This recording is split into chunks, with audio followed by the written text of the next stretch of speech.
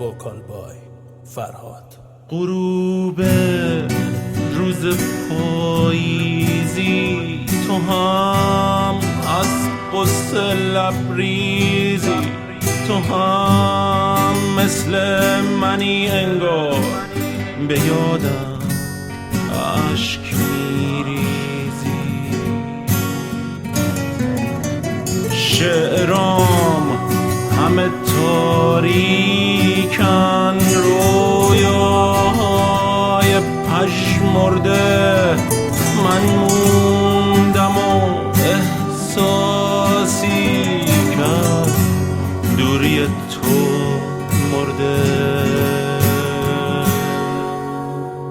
مرده توی تنهایی، اما تو هنوز میری و نمیدونی، میری و نمیبینی.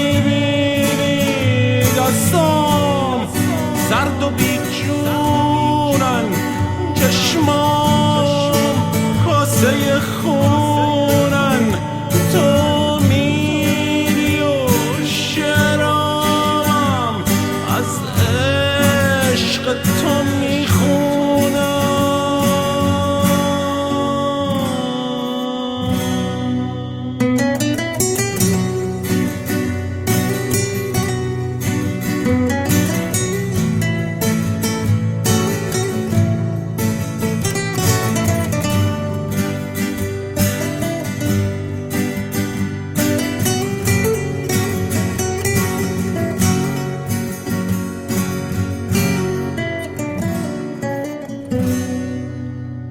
شعرام همه تاریکن، رویاهای پژمرده،